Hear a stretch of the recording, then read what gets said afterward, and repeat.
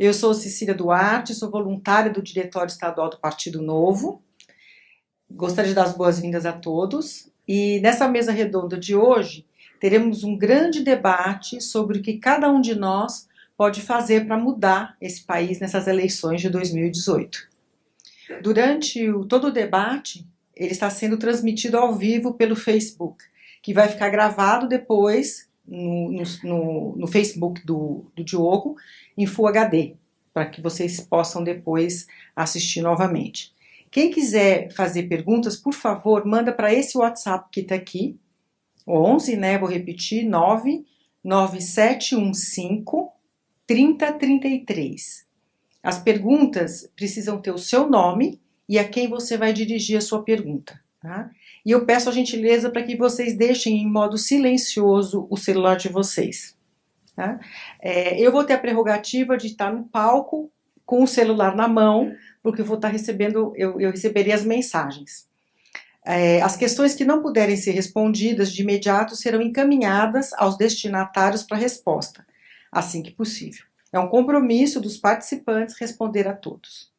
Antes de chamar os nossos convidados ao palco, devemos alguns agradecimentos, porque ninguém faz nada sozinho, não é verdade? Então, eu agradeço ao Condomínio São Luís e a empresa que recém adquiriu e nos concedeu esse espaço, esse belíssimo auditório. Também aos voluntários que aqui estão trabalhando e fazendo acontecer. Na recepção, a Andréa Mustafa, a Silvia Miranda Nagata, o Naves Ferraz, a Tereza Sayek. Na segurança do evento, Nicolau Sarquis e a sua equipe. Na técnica, Tomás Arruda Botelho e Humberto Rodrigues. Então, se não der muito certo o som, essas coisas, a culpa é desses rapazes que eu falei o nome. Na produção da live do evento, Eduardo Natividade. Na coordenação do evento, o incansável Gabriel Brescancin e a Giovana Borgato.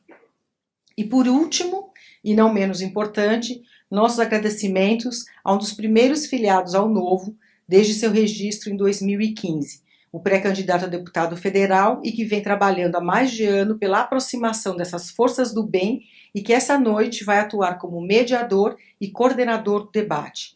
Peço que venha ao meu lado, com uma salva de palmas, o pré-candidato a deputado federal, Diogo da Luz.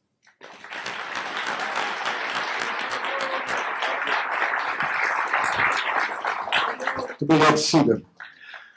Boa noite a todos presentes. Muito obrigado por vocês estarem aqui. É uma satisfação ver cada vez mais pessoas interessadas por falar de política e acho que isso vai nos ajudar a fazer o país ser diferente. Reforçar o agradecimento a todos os voluntários que estão fazendo isso acontecer. E seria bom a gente pedir também às pré-candidatas a deputado estadual e deputado federal que aqui estão, que se levantem para que as pessoas saibam quem são. Por favor. E agora que se mantenham de pé e que os pré-candidatos a deputado estadual e deputado federal, por favor, se levantem para fazer companhia a elas.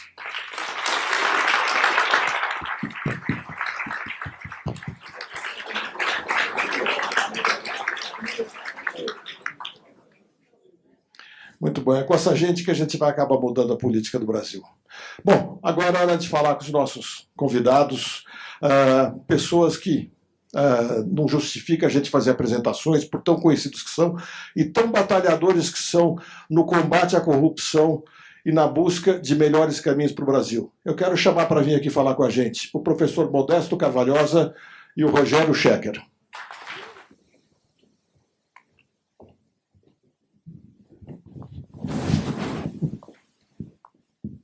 E que a Cecília venha fazer companhia para a gente aqui também. Como ela já disse, ela vai ficar algumas horas olhando para o celular, mas não é desinteresse, é porque ela vai estar acompanhando o WhatsApp das mensagens que vierem. Extremamente contente de poder estar com vocês aqui, é uma oportunidade única, acho que vai poder ter um debate muito interessante, e eu queria começar ouvindo do professor Modesto, se me permitir chamar para você daqui para frente, para a gente ter a conversa o mais informal possível. Quero saber o que você acha que a gente pode e deve fazer para mudar as coisas nesse Brasil, nesse ano que nós vamos ter eleições muito importantes. Você está perguntando o que deve? O que a gente pode e deve fazer para mudar as coisas nesse país, nesse ano de eleição. E qualquer outra coisa que você acha importante dizer. Bom, o que se deve e pode fazer, primeiro é a questão da eleição em si mesmo, né?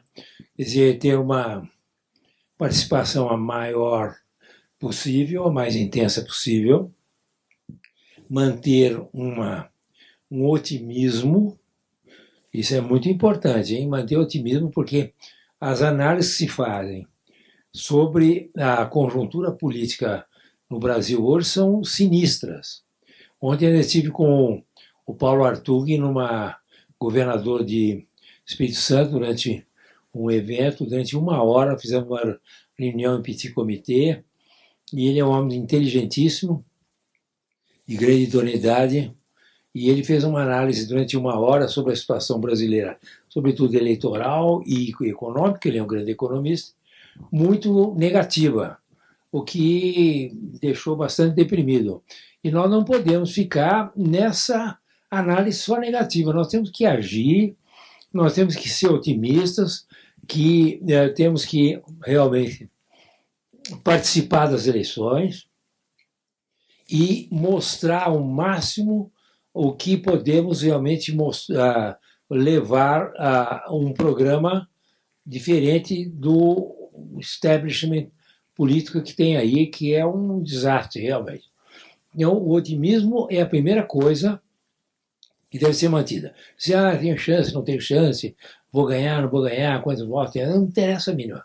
Eu acho que é uma forma de se colocar numa crise como nós estamos vivendo. Toda crise é construtiva. O Brasil é um país que está há 5 anos numa crise política e econômica muito grande, o que é momento de construção e momento de reconstrução. Aí nós estávamos conversando aí fora, 2 amigos comigo, e estavam falando, nós não podemos falar nada negativo, o que nós já conquistamos, né, Checker? O que nós conquistamos nesses 2, 3 anos, uma coisa fantástica. Todo mundo, não tem jeito, os candidatos estão aí, o fundo eleitoral, o fundo partidário, a corrupção. Mas o que nós conquistamos? Ninguém leva a sério o que nós conquistamos, tiramos aquela coisa horrorosa, aquela psicopata do governo, aquela mulher horrorosa, aquele governo sinistro que tínhamos aí. Conseguimos várias conquistas também de mobilização da sociedade. Hoje nós temos um país em que a população inteirinha está politizada, interessada em política. Alguns profundamente indignados, outros menos indignados, muitos engajados em extremismos de esquerda e extremismos de direita. Diga-se passagem, existe essa realidade. Mas a politização é total. Quando é que no Brasil toda a população brasileira estava engajada em política? Nunca, ao que se sabe, recentemente. Isto é um fenômeno de 50 anos para cá, muito difícil se imaginar que tivesse acontecido isso, e foi rapidamente. Portanto, nós temos aqui uma massa de cultura política muito importante que deve insistentemente nessa eleição, nas próximas eleições, daqui a 2 anos também, no plano mais municipal, também ser levada em conta a expectativa deles. Por exemplo, o Partido Novo está se firmando como uma opção inatacável do seu ponto de vista moral, de conduta, inclusive com essa questão de fundo partidário e fundo eleitoral. Tudo isso está sendo conhecido, está sendo levado a um reconhecimento do eleitorado. Eu acho que isso é fundamental. Otimismo, contando com a politização da população e insistência que isto vai dar certo. Mas que essa é a minha mensagem que eu daria inicialmente para todos vocês. Muito bom ouvir isso. E, Checker, o que a gente pode fazer nesse ano tão importante eleitoral? Bom, boa noite, em primeiro lugar, a todos que vieram. Obrigado, Diogo, por ter organizado isso. Há tempo que você vem perseguindo esse objetivo de fazer esse encontro e, como você, se a gente fizer a mesma coisa, você é o tipo de pessoa que, quando quer, vai e faz. Então, parabéns por estar concretizando isso daqui hoje. Obrigado, Cecília, e todo mundo do Novo que ajudou para organizar esse evento. Esses eventos, para quem vem, a gente acha que é só chegar aqui, é só colocar os sofás aqui, a gente senta e faz, né? Mas dá um trabalho tremendo, então parabéns a todo mundo que se envolveu nisso. Giovana, parabéns. Vamos lá, o que a gente pode fazer esse ano eleitoral? A resposta é tudo. Um monte de coisa. A gente pode fazer um escarcéu, a gente pode fazer uma revolução pacífica, a gente pode fazer uma chacoalhada geral nesse país como nunca se viu aqui e talvez poucas vezes tenha se visto no mundo. Por que a gente pode fazer isso no Brasil em 2018? Porque a gente está num lugar especial e num momento especial. Em primeiro lugar, a gente está num lugar especial, não é só porque o Brasil é um país maravilhoso, tá? Isso todo mundo concorda, mas isso não faz milagre, como a gente já sabe. Mas a gente tem um país com um dos maiores níveis de adoção de tecnologia do mundo. A gente tem um país com uma das maiores penetrações de conectividade do mundo. E a gente tem um país onde as pessoas estão adotando essas novas tecnologias com uma velocidade que não existe em outros países. Várias empresas do Vale do Silício, antes de lançarem produtos, vêm fazer piloto aqui no Brasil. Por quê? Porque o brasileiro tem uma facilidade maior de adoção de tecnologias, aplicativos, serviços, etc. Se a gente já teve um movimento anti-establishment em outros lugares do mundo, Argentina, França, Estados Unidos, na magnitude que tivemos nos últimos anos, aqui no Brasil a gente tem um território e um terreno muito mais fértil para a gente ter uma coisa dessa. Então essa é a primeira grande diferença que a gente encontra aqui no Brasil. Toda vez que a gente fala em mídias sociais, toda vez que a gente fala em tecnologia, toda vez que a gente fala em modernidade, pensar de um jeito diferente, usar ferramentas novas, pense que o Brasil é um lugar mais fértil do que o resto do mundo nesse sentido. Segundo, a gente está com esse segundo é meio que ligado ao primeiro, porque a gente está num momento de boom de tecnologia absurdo. Nós não acabamos o boom de tecnologia. Nós não paramos uma velocidade de lançamento de ferramentas novas. Há 6 meses o Facebook não tinha as mesmas ferramentas que tem hoje. Dá para inovar a cada mês. E essa possibilidade de inovar com ferramentas digitais nivela muito mais o jogo. Então a TV não vai mais ser importante? Vai ser importante. Mas ela é relativamente menos importante do que sempre foi. E as mídias sociais vão ser mais importantes do que sempre foram. Há 4 anos, nós tínhamos, nas últimas eleições, nós tínhamos 20 milhões de usuários de WhatsApp no Brasil. 4 anos depois, hoje, para essas eleições, nós temos 120 milhões de usuários de WhatsApp. Não é uma diferença sutil, é uma diferença na forma do brasileiro se comportar. Levanta a mão aqui quem tinha há 4 anos, nas últimas eleições, 2 coisas, não vale uma só, hein? 2 coisas. O WhatsApp e grupo da família no WhatsApp. Levanta a mão. Dá uma olhada em volta, Quem tem hoje o WhatsApp e grupo da família no WhatsApp? Levanta a mão agora quem está querendo sair do grupo da família no WhatsApp. Então, o nível de adoção de tecnologia e a tecnologia estão ajudando muito. Último fator que faz desse ano um ano extremamente especial e as eleições desse ano em não lineares. Como o Modesto acabou de falar, a gente está com um nível de conscientização política da população brasileira que a gente nunca teve. E essa transformação, esse progresso não foi sutil, ele foi radical. Se a gente, eu estou falando escutando minha voz lá no fundo, se a gente pensar na predisposição que você tinha há 2 anos, nas últimas eleições municipais, de votar, por exemplo, não importa em quem você votou, mas a predisposição que você tinha em votar há 2 anos, nas últimas eleições municipais, no PSDB, versus o conforto e predisposição que você tem hoje, 1 ano e meio depois, de votar no mesmo PSDB, tem diferença? Essa é a modificação na mentalidade das pessoas. Cada um sente. A população brasileira hoje conhece, isso já está virando clichê, mas eu adoro, conhece os 11 ministros do Supremo melhor do que os 11 jogadores do Brasil. Começou a aprender o que é STJ, o que é segunda instância, o que é primeira instância. Começou a descobrir que o que realmente, do que a gente desconfiava, a gente já tem. Com tudo isso, a gente tem um cenário absolutamente novo. Então, o que a gente pode fazer? A gente pode fazer um escarcéu, a gente pode fazer história no Brasil em 2018. Enganam-se aqueles que estão tentando projetar eleições de 2018 linearmente dos últimos anos. Esse ano vai ser especial e cada um de nós tem a ver com isso. Realmente, só a gente vê que esse evento mesmo aqui está sendo gravado, transmitido ao vivo pelo Facebook. Isso também não acontecia nem há 2 anos atrás, não? As perguntas que as pessoas querem fazer vêm para o WhatsApp. Isso reforça o que ele está dizendo do quanto mudaram as coisas aqui e o quanto a gente pode se comunicar com muita gente muito rápido. Queria voltar para o Modesto, lembrando que ele apresentou a proposta no Supremo, uma ação no Supremo, pedindo a liberação das candidaturas independentes.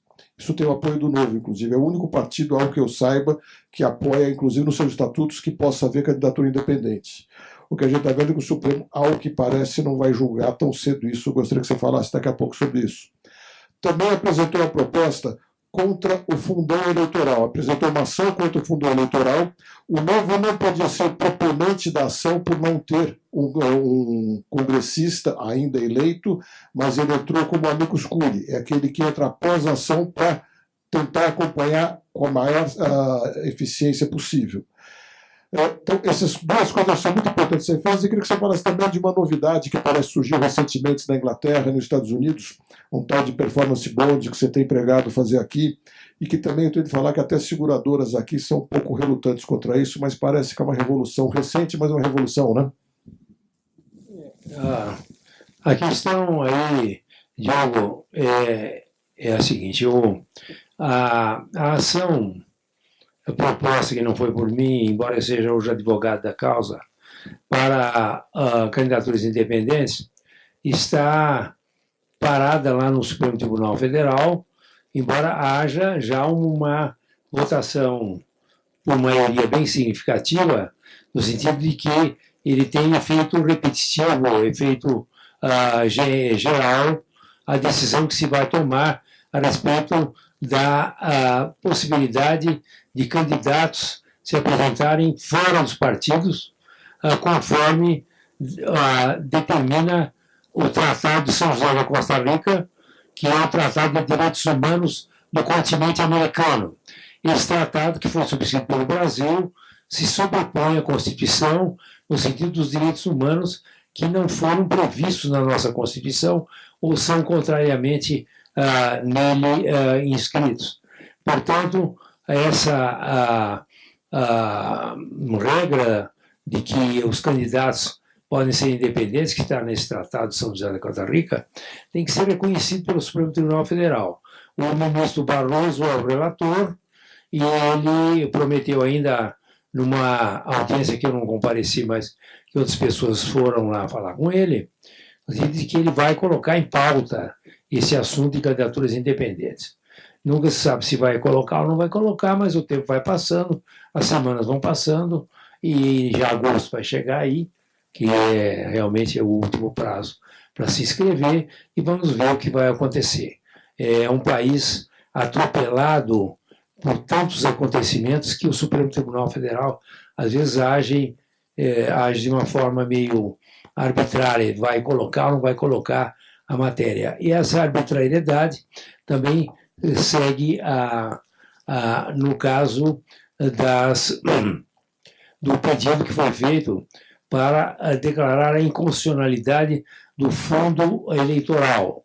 O fundo eleitoral é tirado de verbas de educação e de saúde através de emendas parlamentares, e que não deveria, para que isso acontecesse, ser objeto de uma emenda constitucional, não poderia ser por uma lei ordinária, no sentido duplo da palavra, ou seja, ordinária, porque ela não é nem uma lei complementar, e ordinária porque é uma lei que mostra a que nível chegou a política profissional no Brasil, que é sob a relatoria de uma figura sinistra, cujo nome não vou falar, porque tem pessoas aqui, tem senhoras, moços, etc. Não posso falar o nome do deputado. Okay? Mas então, está com a ministra Rosa Weber, que também se colocou lá e fica com isso e não trata do assunto e vai passando o tempo e eles vão embolsando. Agora tem mais 800 milhões, que a semana passada o Tribunal Superior Eleitoral acrescentou 1 bilhão e 500 milhões, mais 800 milhões do fundo partidário para que esses deputados e senadores e candidatos a presidentes, etc., embolsem o dinheiro. Mas, como vocês sabem, no mundo inteiro existem países que admitem o fundo público eleitoral. O fundo público eleitoral na França de 30 milhões de euros, o que corresponde mais ou menos a 10%, 8% do valor, agora 100% do valor que tem no Brasil, que vai ser dado para essa turma toda. E só que lá, os 30 milhões de euros são pagos posteriormente por prestação de contas, como é o caso do Macron, que pegou 15 milhões de reposição de gastos. Aqui não, aqui o deputado, senador, candidato a governador, etc., o presidente, embolsa o dinheiro. Primeiro ele põe o dinheiro. Já que ele não pode pegar no caixa 2, caixa 1, caixa 3, ele embolsa o dinheiro e depois ele presta contas ao Tribunal Superior Eleitoral. Esse é o país que nós vivemos. Esse escárnio contra a sociedade brasileira, retirando, inclusive, dinheiro de educação e de saúde, o que vai acontecer? Nada, porque a ministra Rosa Weber sentou em cima do processo e nem dá sinais de vida sobre o processo. Portanto, nós temos aqui uma posição bastante delicada, mostrando que o Supremo Tribunal Federal também é uma instituição a desserviço do país, medida em que são colocados na hora certa assuntos prementes, conjunturais, fundamentais para as próprias eleições futuras e que não são tratados de jeito nenhum. Portanto, o Supremo Tribunal Federal ele faz política, não é a política só de que ele intervém na política. Ele, pela omissão, também ele intervém na política, mantendo o status quo que nós temos aqui no Brasil. Quanto à performance bond, eu redigi para o senador Cunha Lima um projeto completíssimo a respeito do performance bond, que é aquele seguro que interfere no meio do contrato de empreitadas, de obras públicas, impedindo que haja uma interlocução direta entre o corrupto agente público e o corrupto empreiteiro. Então, como existe uma seguradora no meio, ela garante o quê? Pelo interesse dela, seguradora, que o preço seja aquele justo, que o prazo seja cumprido e a qualidade da obra seja absolutamente fiel ao projeto básico e ao projeto de especificações que se forem feitos. Isso é uma forma de quebra estrutural da corrupção que foi adotada nos Estados Unidos há pouquíssimo tempo, em 1894, ou seja, há 120 e tantos anos, para quebrar a corrupção exatamente. E aqui este projeto jaz eternamente na Comissão de Constituição e Justiça do Senado, cujo relator é um camarada que eu nem sei o nome. Certo? Então, nós temos também essa dificuldade. Você falou uma coisa aí, Diogo, muito importante, que as seguradoras não querem, porque o Brasil é um país não capitalista, é um país pré-capitalista, um país extrativista, escravista, e que o capitalismo não chegou até aqui. Não. Existe Estado e indústria, mas capitalismo não. Então, o que acontece? Quando você tem uma lei que admite, aí, no caso, até compulsoriamente, que existe um novo produto para um determinado setor da indústria, que é a indústria seguro. Né? O que a indústria seguro devia fazer? Como vai haver um novo produto, ela devia ser a primeira interessada em que o produto seja objeto de uma lei que permita que esse produto exista. Não. No Brasil, as seguradoras são tão atrasadas, são tão subdesenvolvidas, que elas sabotam o produto que elas podem vender. É uma coisa interessante, né? Então, as seguradoras vão lá fazer lobby para não passar o performance bond, entendeu? É uma coisa de louco, né? Você já viu alguém que consegue ter um produto fabuloso e vai lá para sabotar, porque eu não quero vender a pólice de seguro, performance bond. Então, nós estamos nesse impasse. De um lado, as próprias seguradoras não entenderam o segurador brasileiro, não entenderam o que é performance bond, ela ignorou esse subdesenvolvimento cultural delas próprias, e também o Congresso, que não trata do assunto. Portanto, nós temos aí coisas que devem ainda ser tratadas no novo governo, numa nova época. Tudo isso está montado para dar certo. Vamos ver se vai. É fantástico isso, essa fala de que as empresas estão no pré-capitalismo, o Brasil está no pré-capitalismo. Eu acho que é isso mesmo, quer dizer, as empresas parece que se acomodaram num protecionismo, né? Mas só para ver se eu entendi bem, a ideia do performance bond é, se o governo vai fazer uma obra que custaria 100 milhões, digamos, ele pagaria 103, sendo que 3 ou algo parecido seria para a seguradora, e ela cuida de toda a fiscalização e garante que a obra seja entregue por esse valor de 103 e se responsabiliza por isso, né? Quem paga a companhia seguradora é a própria empreiteira, né? O sistema americano. A empreiteira que paga. Então, a seguradora, ela faz o seguinte: se a empreiteira falhar nos três elementos, que é o prazo, que é a qualidade da obra, o preço, realmente a seguradora teria que repor ao governo o valor da obra, mas ele nunca faz isso, que por no sistema americano, o que a seguradora faz? A seguradora vai lá e ela assume a obra. Ou então, se ela não quiser assumir a obra, ela faz uma concorrência interna e bota outra empreiteira para tocar a obra, tá certo? Ou então, se ela é cheia do dinheiro, ela vai lá e financia a empreiteira que está sem recursos para tocar a obra, Então, o resultado do americano, por exemplo, que tem esse prazozinho curto de 120 anos de coisa, nunca uma empreiteira, nunca uma seguradora nos Estados Unidos pagou governo nenhum, porque ela tem saídas absolutamente que levam a um recondicionamento da obra pela própria providência da empreiteira. Então, a empreiteira nunca pagou sinistro nenhum. Não existe pagamento de sinistro em performance bond, não existe isso. Agora, aqui, qual é o resultado do performance bond? O performance bond acaba com a corrupção, porque quebra a interlocução do Paulo Preto com a empreiteira Odebrecht, né? E daí, o que mais acontece? A obra é entregue. Quando? No prazo, com a qualidade, tá certo? E do preço que foi combinado. Claro que existe a elasticidade de aditamentos, de acréscimos, isso é normal numa obra, né? Então, nos Estados Unidos, por exemplo, as obras são sempre entregues, as obras públicas sempre entregues, porque a própria seguradora vai lá, pega a obra e dá uma dessas 3 soluções para a obra.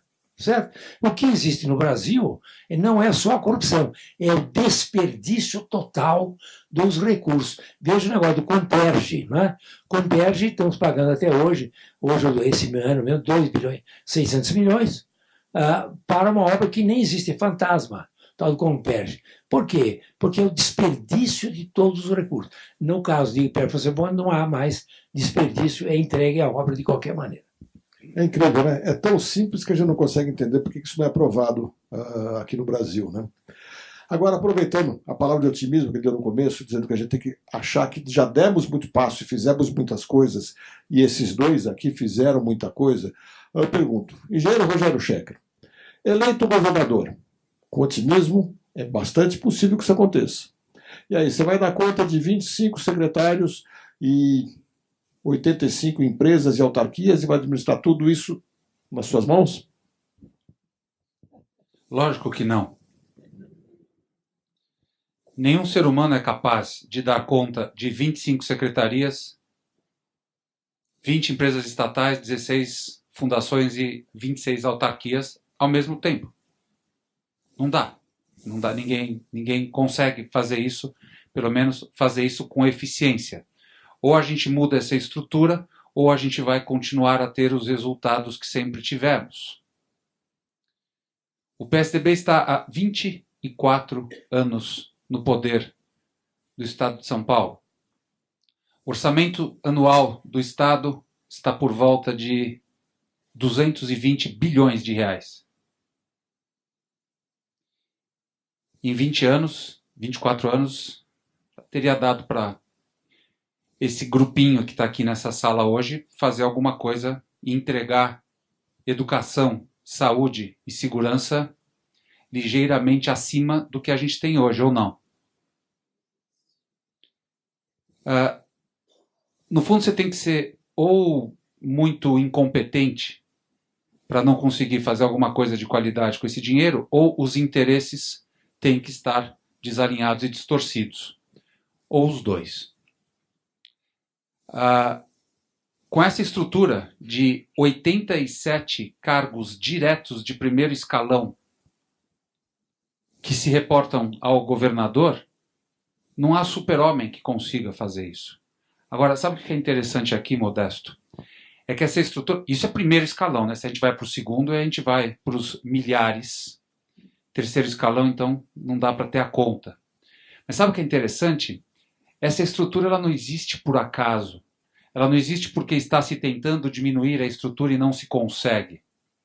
Ela existe porque ela atende a interesses políticos.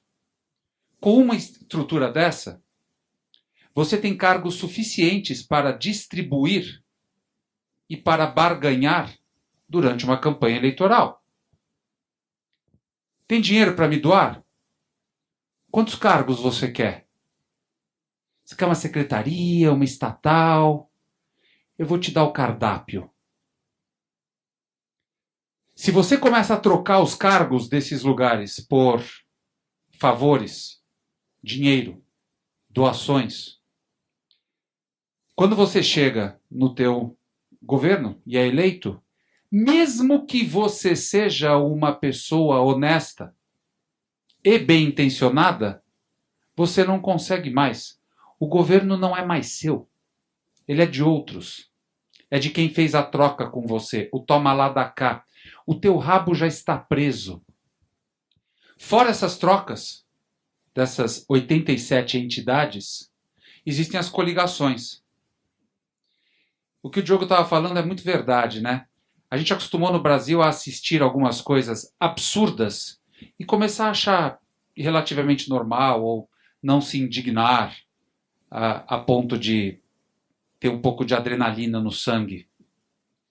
A gente olha a primeira página do jornal falando que o partido A está tentando fazer coligação com o partido B, sendo que o partido A e o partido B não têm nenhum valor ou ideologia em comum. E tudo bem. Está na lei. A lei permite. Então está valendo. Qual que é o objetivo deles? Reforçar a ideologia de um dos dois? Não. Mais tempo de TV. Isto é, enganar um maior número de eleitores desavisados. E isso acontece e a gente, confortavelmente adormecido, assiste a essas notícias. Uso do fundo eleitoral, os partidos que não lançam candidatos à presidência e ao executivo para economizarem dinheiro, para não gastarem o dinheiro do fundo eleitoral e do fundo partidário, PP, PR, está nos jornais, não estou inventando nada. Aí eles chegam a ter valores para atrair candidatos. Pagamos 2,3 milhões para os candidatos que vêm. Todas essas trocas que são feitas, trocas de cargos, trocas de apoios de coligação, entre aspas, que são feitos, eles geram uma dívida. Essa dívida tem que ser paga durante o mandato. O pagamento dessas dívidas impede que um governante, mesmo que bem intencionado, que já está difícil, não consiga fazer o que tem que ser feito. E para fechar o ciclo de desalinhamento de interesses dos partidos e dos governantes atuais com a sociedade a quem eles deveriam servir, existe uma coisa bacanérrima chamada reeleição. Como pode um candidato que está um governante que está preocupado com reeleição poder quebrar os ovos que tem que quebrar para mudar a gestão pública, mudar a administração pública, desmontar a máquina e desmontar o mecanismo?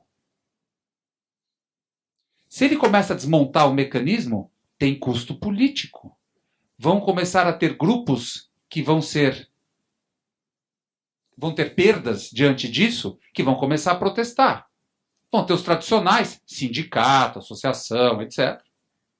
E vão ter os grupos de privilégio, que quando você começa a desmontar a máquina, eles vão chiar. Vai ter ameaça, vai ter impopularidade, vão tentar influenciar na mídia de forma a detonar esse governante, esse governador, por exemplo. E isso prejudica muito o quê dele? Uma eventual reeleição. Então, reeleição não combina com fazer a coisa certa. Se o governante entra lá preocupado com isso, é impossível ele fazer o que tem que ser feito, porque ninguém aqui vai imaginar que fazer o que vai ser feito vai ser tudo suave, não vai ter briga de volta, não vai ter uma revoluçãozinha aqui ou ali, mas é essa coragem que ele tem que ter. E sem o desprendimento de não precisar continuar no cargo, seja por manutenção de poder, seja para manter o foro privilegiado, ele não consegue ter a coragem disso. Enquanto a população não perceber, e você tem um papel fundamental nisso, porque sabendo disso você tem que sair falando para todo mundo. Não é uma coisa que é falada por aí. Que a coligação distorce completamente o papel dos partidos e a sua servidão à sociedade como deveria ser. As trocas dos políticos atuais, as promessas, a manutenção da máquina para usar esses cargos como moeda de troca, impede que ele faça a coisa certa. E esses políticos que a gente já sabe que querem ser reeleitos, alguns a gente já sabe até qual é o próximo cargo que ele quer, né? As pessoas precisam aprender que essas pessoas, nem que quisessem, conseguirão fazer um bom governo. Se você espalha isso para todo mundo que você conhece entre hoje e 7 de outubro, você não está dando um voto para a democracia brasileira, para a renovação. Você vai dar 1.000, 2.000, 3.000, talvez 100.000 votos. Se você passar isso para 500 pessoas e falar para elas passarem para os outros, esse negócio se espalha mais do que epidemia. Então, esse é o nosso papel. Nosso papel não é só tomar consciência, estudar os candidatos e depois votar bem. A maior parte das pessoas que estão nessa sala, eu imagino, e eu acho que a maior parte das pessoas que está nos assistindo pelo streaming, teve o privilégio de ter educação de qualidade. Agora vai a minha opinião, desculpem se é agressivo ou se é provocativo. O mínimo que nós que tivemos o privilégio de termos educação de qualidade temos que fazer é reverberar para todo mundo essas realidades perversas que a gente vive hoje e se acostumou e não fala mais. O voto é só um pedacinho do exercício da nossa democracia. O resto é o papel de influenciador que você tem. Cada um de vocês, aqui nessa sala, pode e deve ser a cabeça de uma pirâmide. Você está cheio de gente em volta de você. Família, o grupo da família. Os outros grupos de WhatsApp. Você pode começar escrevendo um texto sobre isso, do que você acha disso, e coloque em todos os seus grupos de WhatsApp. Quantas pessoas você vai atingir? 100? 500? Está no Facebook, tem 300 amigos? Coloca lá a tua opinião. Pede para espalhar. Esse poder de espalhar esse tipo de verdade, de espalhar true news, ele não existia em 2014. Isso é novidade de 2018. Só que ele só tem efeito se a gente exercer. Não é o outro, não é ele. Ah, Modesto, você que tem que fazer. Não, sou eu. Eu tenho que fazer isso.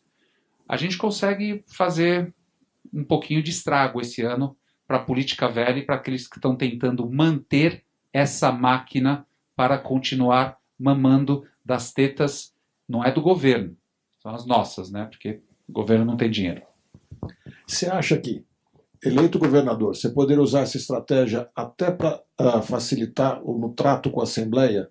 Do tipo, trazendo a população para participar mais, ou com a Assembleia tem que fazer um entendimento? Essa pergunta é fantástica e ela é recorrente. Geralmente ela vem diferente do que o Diogo falou. Ela vem e fala assim, mas se você entrar lá sem fazer coligação, etc., você vai ter um problema porque você não vai conseguir montar uma base e você não vai conseguir conversar com a Assembleia Legislativa. Em primeiro lugar, coligação em campanha não é base no governo, né? Uma coisa é uma coisa, outra coisa é outra coisa. Você pode fazer determinadas coligações e depois da eleição fazer uma coisa completamente diferente. Essa pergunta, ela assume, não a que o Diogo fez, a que as pessoas costumam fazer de não ter base. Ela assume que você não possa pressionar um outro poder. E ela assume também que os interesses dos dois poderes, o executivo e o legislativo, não sejam o mesmo. É incrível. A gente está no Brasil hoje numa situação onde a maior parte dos projetos de lei, que são os projetos de lei estruturantes e reformadores do país, eles nascem no executivo. A função do executivo não é fazer lei, não é propor reforma. Deveria estar vindo do legislativo. A função do legislativo é servir a população através da estrutura de leis do país, adaptando, trazendo coisas novas. Mas não, vem da presidência da República no Brasil.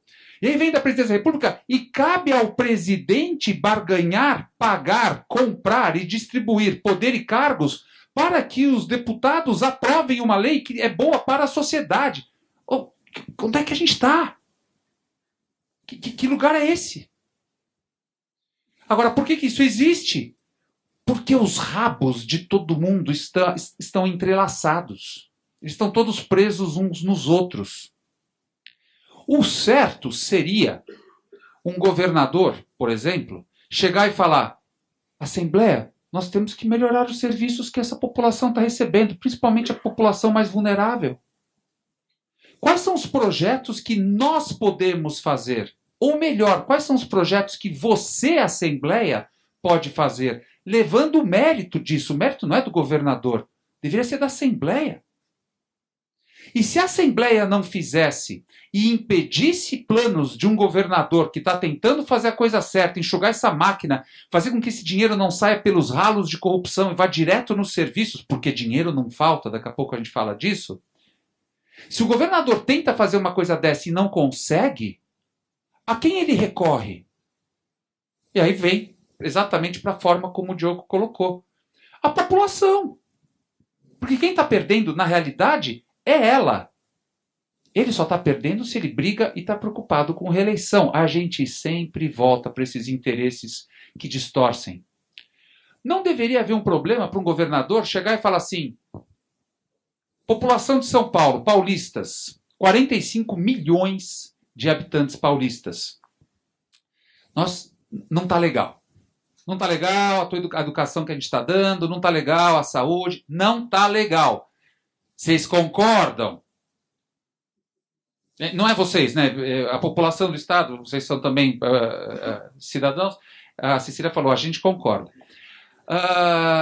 Então, para mudar isso, a gente precisa de determinadas coisas. Se a gente seguir essa e essa linha, ou essa linha, tudo tem mais de um caminho. O mato está tão alto que tem várias formas de cortá-lo. Só que a gente precisa de algumas coisas dessa Assembleia. Essa Assembleia aqui que vocês elegeram e que foi eleita para representar vocês. Então, por favor, entendam-se. Vocês fazem pressão nessa Assembleia para conseguir isso. Enquanto eles não aprovarem determinadas coisas, eu não consigo melhorar os serviços para vocês. Por que isso não acontece hoje? Já pensou um governador vir e enfrentar de frente esse problema? O que pode acontecer? O que pode aparecer? Que tipo de acordo? Que tipo de troca que pode começar a vir à tona? Que tipo de troca, de toma lá da cá já combinado que vai ser quebrado? Que tipo de acordo, desde as doações e desde as coligações, que pode não ser cumprido e pode ser ameaçado e pode começar a vir outros tipos de represália que são gravíssimas para quem tem o rabo preso de algum jeito? Então não funciona. A gente nem pensa nessa possibilidade, mas seria o óbvio. Sabe quem está fazendo isso no mundo? É uma pessoa com a qual eu não concordo. eu refuto o estilo e eu não concordo com a maior parte das coisas, concordo com outras, mas eu quero só deixar muito claro aqui que eu não vou tocar o nome dessa pessoa defendendo tudo que ele faz. Na verdade, assim, na média e no líquido, eu não gosto dele. Mas quem está fazendo isso muito bem é o Trump. Ele está indo diretamente para a sociedade via Twitter e falando, escuta, enquanto o deputado XPTO lá não fizer esse negócio, a gente não consegue andar. Essa parte dele que não tem medo da grande imprensa, que não tem medo de falar algumas verdades, é uma parte positiva que eu acho que é uma nova tendência. Só que ela só pode ser exercida por políticos sem rabo preso, né?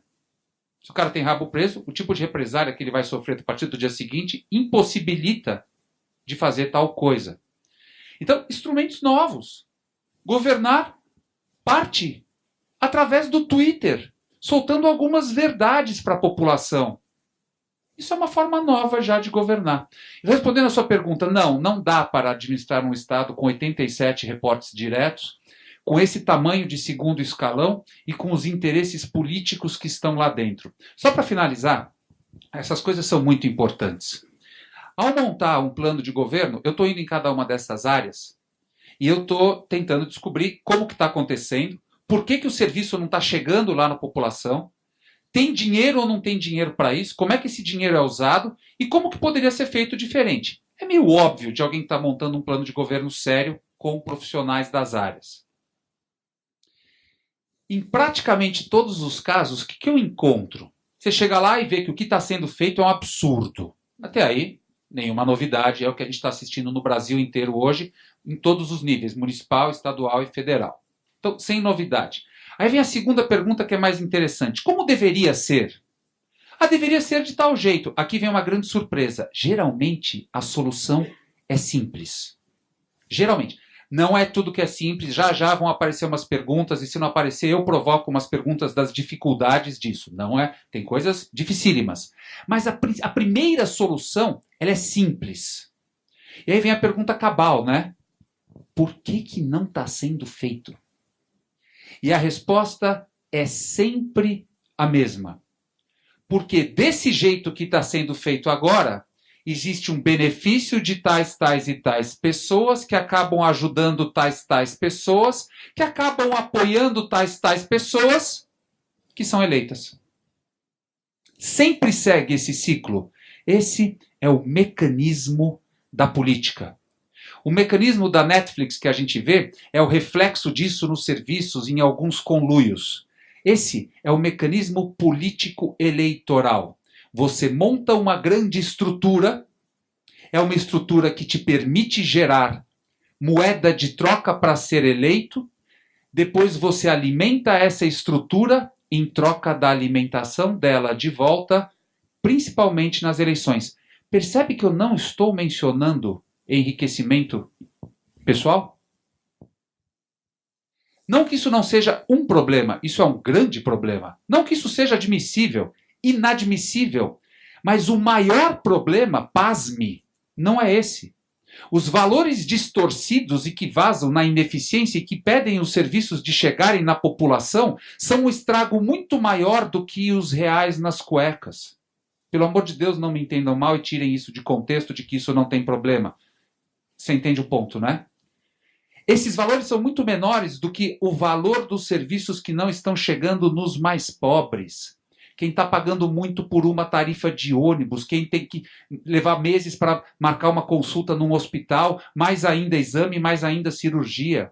Para aquela pessoa que depende de uma escola pública totalmente desamparada, mal administrada, mal gerida em vários níveis, não são todas, mas daquelas que são mal geridas em todos os níveis.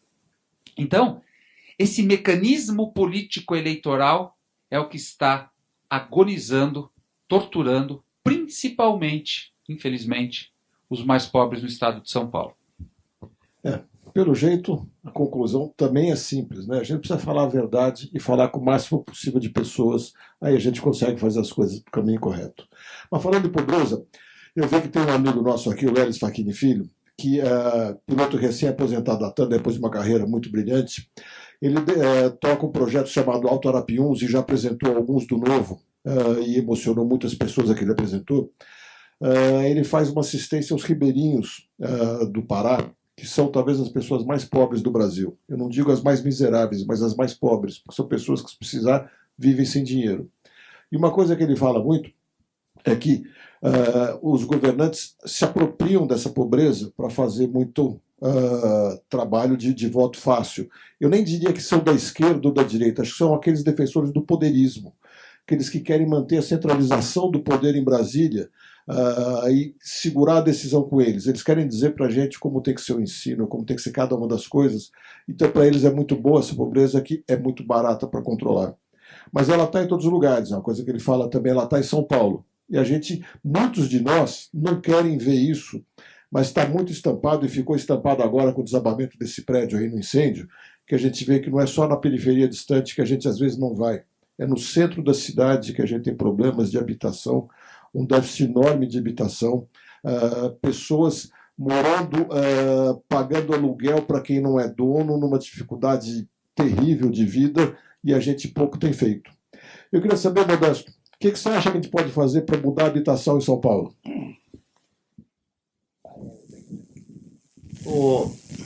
A questão de habitação no Brasil, ela também, eu primeiro quero cumprimentar o Checa pela análise que ele fez, que nenhum acadêmico conseguiria fazer uma análise tão estrutural sobre os meandros do poder real no Brasil. Você é um conferencista, um lecturer internacional sobre esse assunto.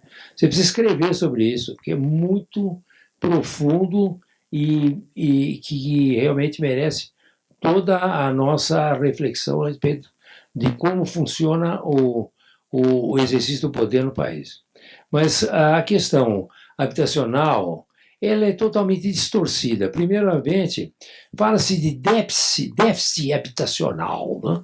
Quer dizer, as pessoas não pensam no Brasil.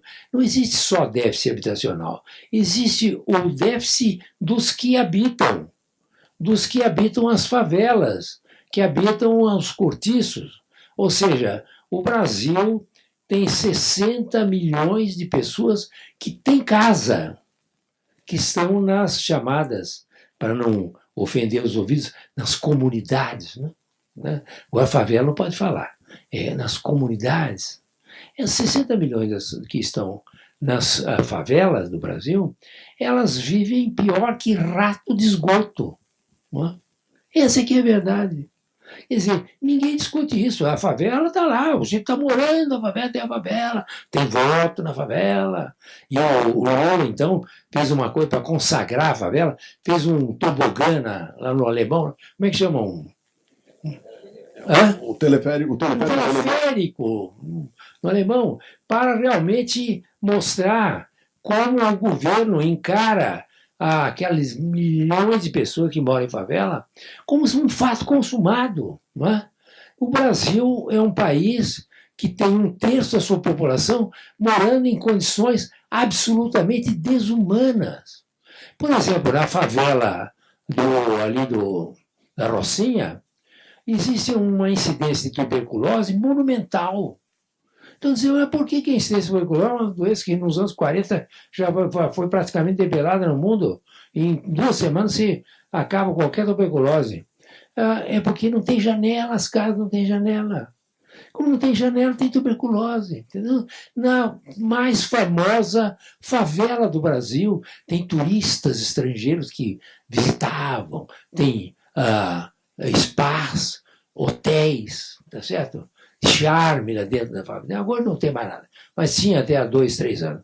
Então, nós temos no Brasil um problema seríssimo habitacional, que não é o problema do déficit dos que não têm casa, é do déficit humano dos que têm casa. Os que têm casa nas favelas. Não existe um político desses políticos profissionais, até hoje no Brasil, que tem que falar do seguinte: o meu programa é desfavelar o Brasil em 10 anos.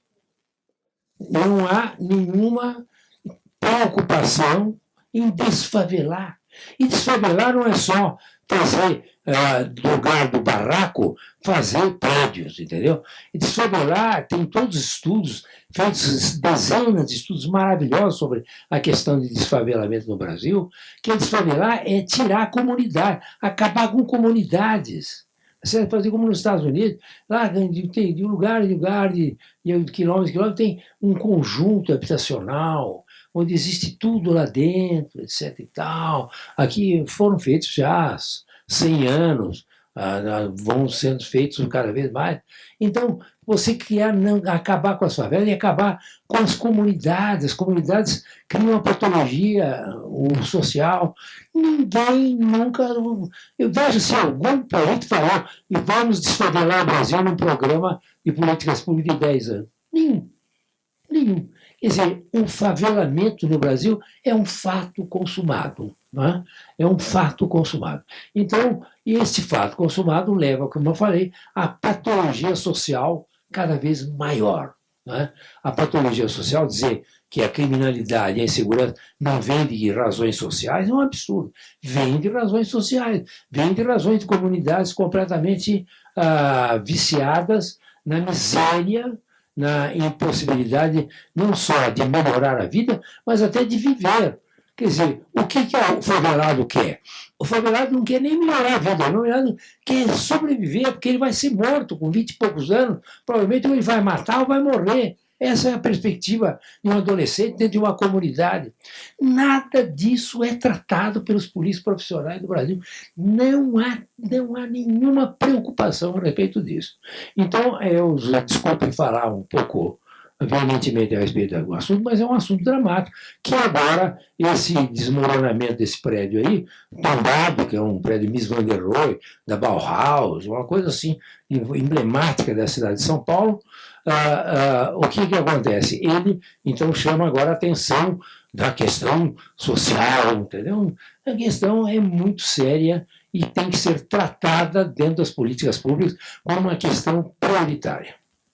Muito bom falar isso. Acho até que, talvez no lugar de incentivar invasões, seria melhor a gente incentivar a proteção da propriedade para que mais pessoas pudessem construir mais imóveis e melhorar isso. E emendando nisso aí, o Paul Pullman, CEO da Unilever Internacional, é dito como um dos que mais é preocupado com assuntos de pobreza, meio ambiente, etc.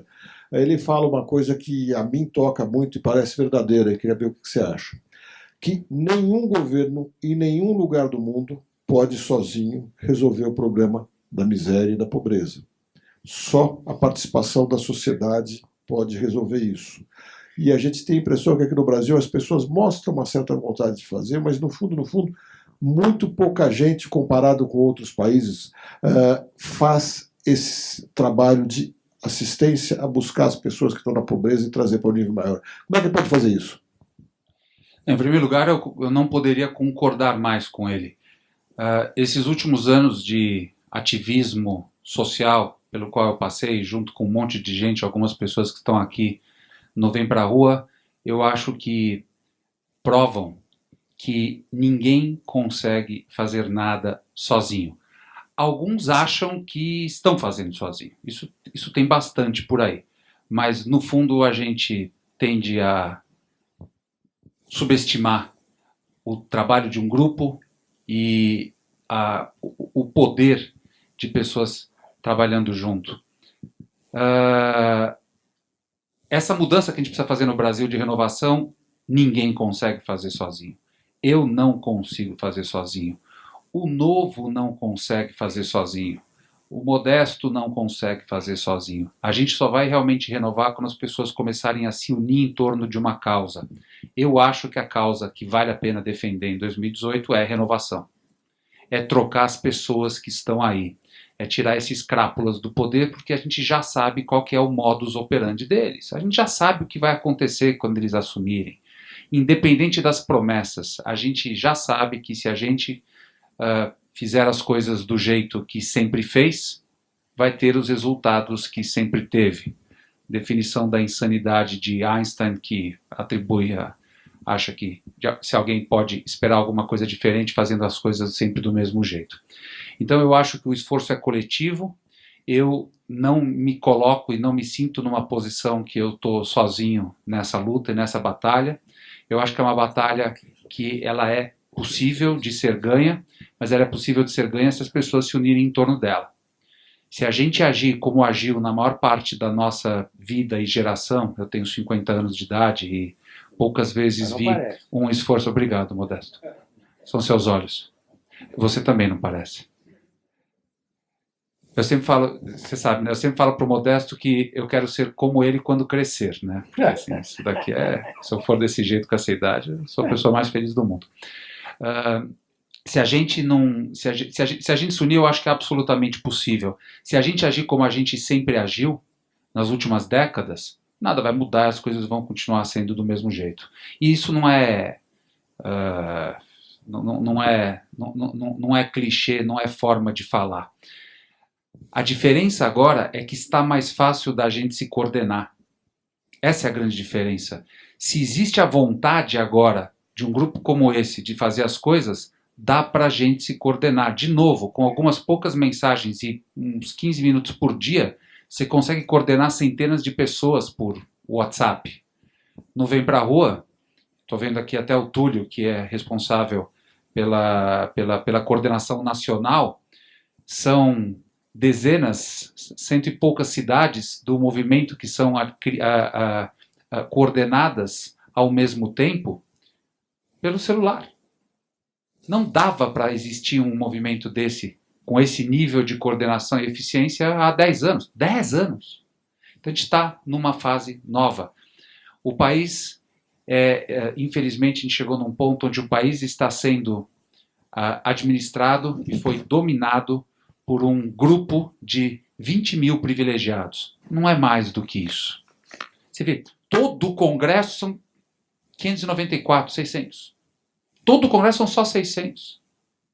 Aí tem alguns do cargo executivo, vários juízes, alguns do judiciário, alguns do legislativo, alguns do executivo. A gente já viu que o negócio está espalhado. Não é generalizado, porque generalizar seria injusto.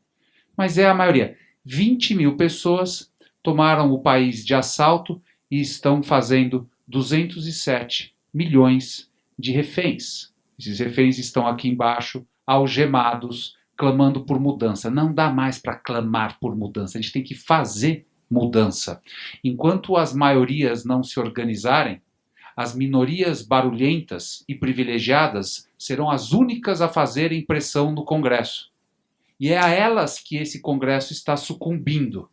A gente já viu nos últimos 3 anos o que acontece quando a maioria começa a se juntar. E nesse ano de 2018, a gente não precisa se juntar indo às ruas. A gente já está indo às urnas. É um momento de exercício de democracia. Agora, o único recado que eu deixo é o seguinte: não deixe a democracia para ser exercida apenas no dia 7 de outubro. Tem gente falando, no dia 7 de outubro você pode exercer. Sim, isso já sabemos. O legal da democracia de 2018 é o que você pode fazer a partir de amanhã, sexta-feira, até amanhã do dia 7 de outubro. Essa é a grande novidade. Muito bom. Quer completar alguma coisa? Eu quero dizer, exatamente essa linha, que a democracia mudou muito no mundo. Né? Hoje a democracia representativa, que você descreveu muito bem, que não representa nada, Checa, ela era representativa no sentido de que as pessoas não tinham nem maneira de acesso às capitais. Né? E Paris, por exemplo, era inacessível ao campesinato francês do século XIX. Ninguém conseguia nem se transportar, ninguém tinha acesso a nada. Então a representação política, no sentido clássico da formação da república moderna, é uma coisa completamente superada hoje em dia. O representante do povo, que o povo não tem nenhuma mobilidade, nenhum conhecimento, nenhum acesso a nenhuma informação, nem nada, então eu represento a vontade do povo. Isso é um conceito, como você insiste na questão tecnológica, que é muito importante, é um conceito antiquíssimo. Hoje, por exemplo, no Chile tem experiência sobre isso, quer dizer, o deputado ele fica o dia inteiro ali, conectando no celular dele a vontade dos eleitores dele, que ficam impondo. Então, hoje você tem uma democracia muito mais direta, do ponto de vista da instrumentalidade, que ela permite que seja assim. Então, além disso, a representação clássica ela está completamente superada, o profissional, o político também está superado, e nós temos, por outro lado, uma sociedade absolutamente desejando assumir o quê? O poder. O poder. Não no sentido, vamos dizer assim, figurado do exercício do gol do poder, mas realmente do exercício das atividades políticas públicas. Se você pedir hoje no Brasil que empresas colaborem com o plano educacional, que hospitais colaborem com o plano de saúde, enfim, que a questão de transporte também seja solucionada com a colaboração direta empresarial, você terá uma resposta monumental. A população está completamente disposta a fazer o voluntariado, milhares de pessoas querendo fazer voluntariado. Existem estudos no Brasil sobre todos os problemas brasileiros, estudos profundos em qualquer setor problemático da sociedade brasileira. Existem estudos mais variados, os mais profundos, os mais sérios. Não há nenhum problema de diagnóstico da problemática brasileira. Quer dizer, nós temos tudo aí às mãos, e é só acessar, só pegar o PNAD contínuo, você tem ali, a partir dali, você tem fontes para saber tudo o que está acontecendo. Então, essa integração da sociedade no exercício da política, no exercício da administração pública, é absolutamente possível, desejável e encontra um grande respaldo na própria sociedade. Portanto, nós temos uma perspectiva de colaboração muito grande e eu acho que nós temos, portanto, um futuro enorme. O que precisamos é despejar esses bandidos que estão aí dominando a política brasileira. Muito bom. E que a gente faça essa diferença. Não é que venham os novos dias, que a gente faça esses novos dias que eles falaram. Agora, tem uma pergunta aí, Cília? Várias perguntas. Só lembrando que a gente não vai conseguir fazer todas as perguntas e nós vamos passar depois para os nossos convidados responderem direto para vocês. E todas elas serão respondidas, seguramente. Eu vou começar com uma para você. O nome da pessoa é Júlio Marques, ele vem acompanhando recentemente o Novo, ele não conhece muito as propostas, então ele gostaria muito de conhecer mais as propostas do Novo de uma forma assim em geral. Tá, não vou me aprofundar muito para não tomar o tempo das duas personalidades que nós temos aqui, mas o Novo, principalmente, ele nasceu da indignação de pessoas como nós, pessoas comuns, cansadas de ver tanto dinheiro público sendo recolhido pelos impostos e tão maus serviços voltando. Então, o Novo resolveu fazer todo o desenho do seu projeto em cima do que é melhor para o cidadão, do valor do cidadão, cada um de nós ter o máximo de atenção, o que é melhor para cada um. Dar o espaço, dar a força, dar o poder para que o cidadão participe mais, escolha mais, faça mais e, de preferência, pague menos impostos e tenha mais serviços. Basicamente é isso o principal que o Novo defende. O que é melhor para o cidadão. O Marcelo Fu faz uma pergunta para o Schecker. Eu gostei muito dessa pergunta, viu? Aliás, as perguntas são excelentes. Na hipótese de você vencer as eleições para governador de São Paulo, como é que você imagina o futuro daqui 4 anos? Como você sonharia em ver o estado de São Paulo e quais as principais mudanças e transformações positivas, práticas e atingíveis você aspiraria após esta sua gestão? Como ele chama? Marcelo Fu. Marcelo Fu está aí? Boa, Marcelo. Projeção de futuro. É sempre bom a gente projetar para saber onde a gente está querendo chegar também. Vamos lá. Qual é o Brasil que eu quero? Não, qual é o Brasil qual é o Brasil que eu enxergo? Eu vou misturar a visão desse Brasil com formas de chegar lá, para não deixar o negócio tão intangível. Eu acho que se a gente conseguir colocar esse ano 40 pessoas novas no Congresso, a gente consegue montar uma cabeça de ponte lá dentro, que já vai começar a propor coisas que nunca foram propostas, impedir outras coisas que não tem ninguém que tem coragem de impedir, e começar a levar essa real voz de representatividade lá para dentro. Pessoas que não estejam preocupadas com reeleição, que tenham feito campanhas não comprometidas com trocas, etc. Pessoas que estejam livres para atuar em função da sociedade lá. Se a gente consegue, junto com essas 40 pessoas, colocar 1, 2, 3 cargos executivos significativos no país, a gente já começa a mostrar, tanto dentro do Congresso quanto fora dele, que existe uma outra forma de se fazer política e de se governar. O brasileiro precisa começar a ver que é possível. E uma parte de enxergar e acreditar que é possível vai ser um São Tomé de realmente ver que acontece. Só que para isso a gente precisa dar a primeira chance. Eu acho que quando o brasileiro vir que é possível fazer esse tipo de coisa, em 2022, em vez de 40 pessoas no Congresso, a gente consegue colocar 100 pessoas no Congresso. E 100 pessoas no Congresso, para quem conhece um pouquinho de Congresso, sabe que muda completamente a forma de se operar o Congresso. O Congresso tem, vamos falar da Câmara, tem 513 deputados, mas são 20 deputados que acabam controlando grande parte das coisas. As coisas funcionam via liderança, as coisas são organizadas via liderança. 100 pessoas lá, 40 pessoas começam a fazer um estrago, 100 pessoas começam trocam o país de trilho, colocam o Brasil numa outra trajetória. Repara que não é um sonho de transformar o Brasil em 5 anos. É uma realidade de poder trocar a trajetória que nós estamos em 5 anos.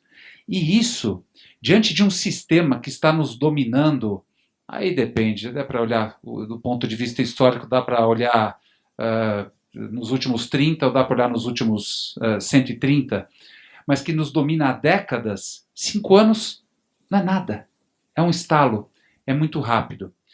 Eu enxergo mais uma coisa acontecendo daqui a 4 anos, e isso talvez tenha mais a ver com a sua pergunta. Se a gente consegue, imagina comigo, se a gente consegue, em São Paulo, mudar a estrutura de governo, mudar essa máquina que eu acabei de descrever, que é esse mastodonte inerte, fedido, que a gente tem hoje no estado de São Paulo, que é essa estrutura administrativa inadministrável. Se a gente começa a mudar esse negócio, começa ao diminuir corrupção, que com uma máquina desse tamanho ninguém consegue colocar as mãos em todos os furos de saída de dinheiro. Se a gente começa a diminuir para ter menos furos, para ter menos parede para sair, se a gente começa a profissionalizar as empresas estatais que sobram, se a gente consegue tirar das mãos do governo as empresas estatais que não deveriam estar na mão do governo, se a gente consegue racionalizar esse número de secretarias, se a gente consegue impedir que a gente tenha uma indicação política, e sim que nós tenhamos todos os cargos técnicos, seja nas secretarias, seja nas estatais que sobram, se a gente consegue criar um RH de gestão pública no governo para atrair pessoas boas, pagar bem essas pessoas, atrair pessoas do sistema do setor privado, se a gente consegue atrair talentos de outros países, trazer umas pessoas que fizeram esse tipo de transição em Singapura, do ponto de vista de governança, da Coreia, do ponto de vista de educação, se a gente consegue diminuir o número de assuntos que esse governo trata, se a gente começa a ter resultado com melhor saúde, melhor educação, melhor transporte, melhor segurança, o que será que não acontece no resto do Brasil em 2022, quando São Paulo já mostrou uma possibilidade? Eu acho que São Paulo pode mostrar para o resto do Brasil que é possível fazer algumas coisas que ninguém imagina que seja possível hoje. E se isso é possível no maior estado, do ponto de vista financeiro e de complexidade não, mas do ponto de vista financeiro, qual é o estado onde não será possível fazer uma coisa dessa? Então, o que eu vejo e é parte de um sonho, de uma visão, é nós mostrarmos na prática que é possível fazer diferente. Como a gente não tem esses casos em escala ainda, as pessoas ainda ficam reticentes. Ah, talvez, se a gente colocar esse cara que já está lá há 10 anos, quem sabe ele vai agir de um jeito diferente. Ou, ai meu Deus, mas colocar uma pessoa nova, será que ele pode explodir tudo? Quando a gente parar de pensar nisso e começar a ver que essa mudança não é tão complexa quanto parece, se você seguir essas premissas de não ficar com o rabo preso nas eleições, eu estou repetindo isso o tempo inteiro, porque sem isso não vai fazer. Ninguém consegue, eu não consigo fazer. Agora, com isso, as coisas começam a ficar mais fáceis. Diante desse modelo, eu acho que em 2022 a gente pode estar enxergando à frente um Brasil completamente novo. Olha, sou até mais otimista que você, viu?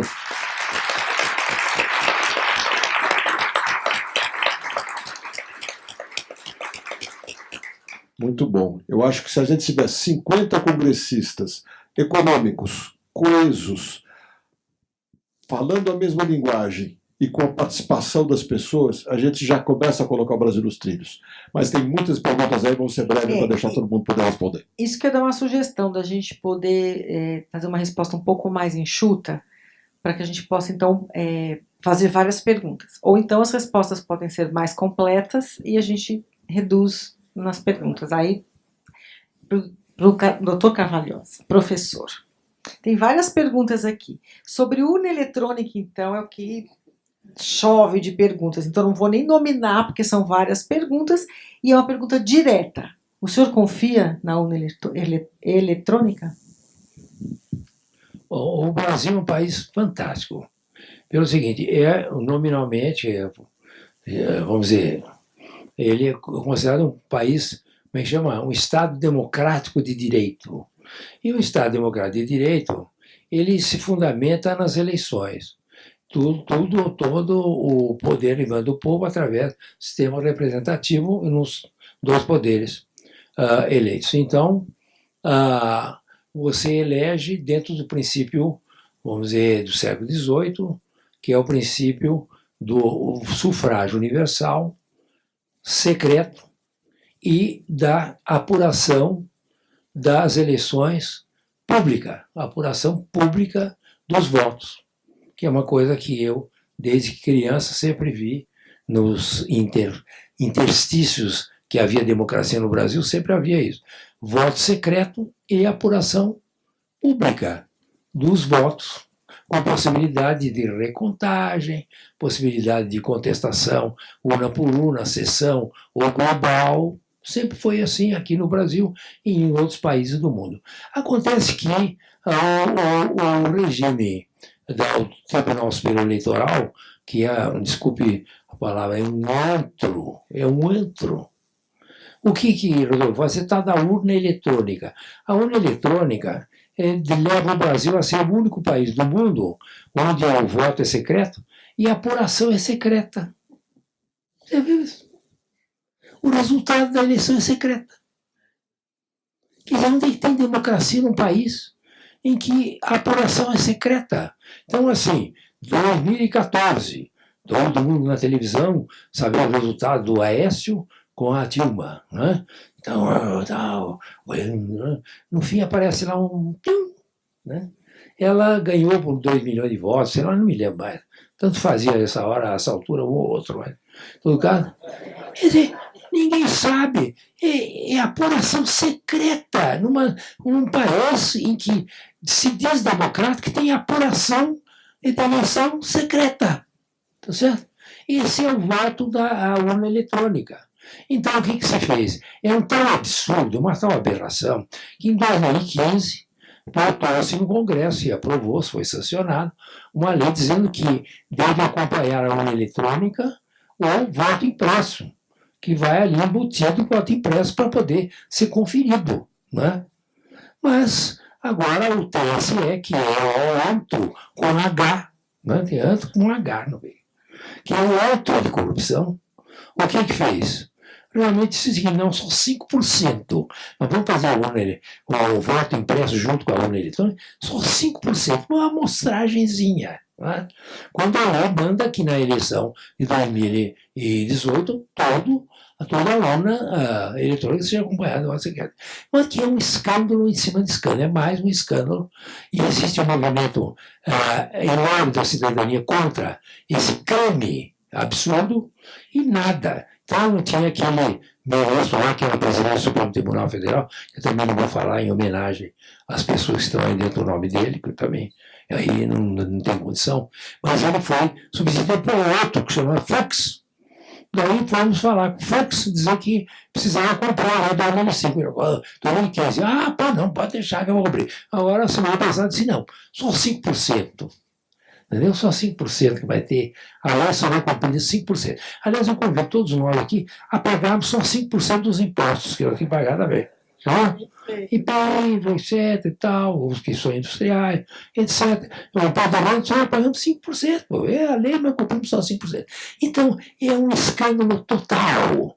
É um escândalo total. O país é uma piada de mau gosto. Ou seja, não temos o fundamento principal da representatividade, que é exatamente a apuração pública da eleição. Daí nós vamos esse movimento todo que nós temos no Brasil para o voto impresso em substituição à urna eletrônica. Sim.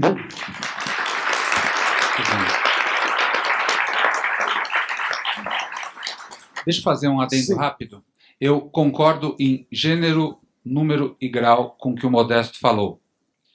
Eu só quero alertar para alguma coisa. E eu também penso dessa forma. Enquanto as urnas não forem pelo menos auditáveis, nada é possível de se verificar. A fraude não é possível de ser comprovada. Então elas são fraudáveis. Se tem uma urna que não é auditável, por definição, ela é fraudável. Você nunca vai saber se ela foi fraudada ou não. Ok, fato. Agora deixa eu te alertar para uma casca de banana. Se os políticos tradicionais começam a espalhar, não diretamente, por outras vias, que as urnas são fraudadas e que a eleição pode não ser a eleição real, se isso é espalhado de alguma forma, não importa a fonte, eu acabei abrindo a fonte já, qual é a sua motivação de votar e votar certo? Ela é maior ou menor? Ela é muito menor.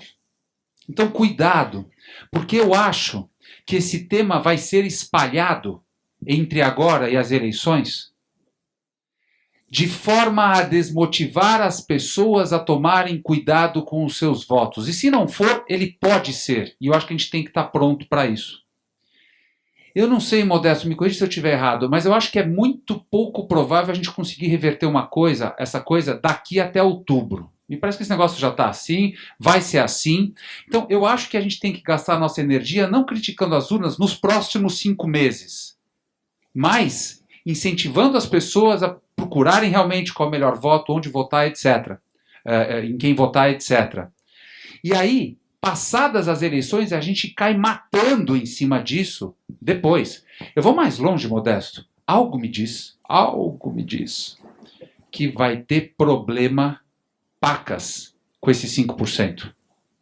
A impressora vai enguiçar, vai acabar papel, vai acabar toda, porque eles vão falar depois, está vendo como é difícil fazer esse negócio? Difícil, a gente está em 2018, essa tecnologia é muito complicada.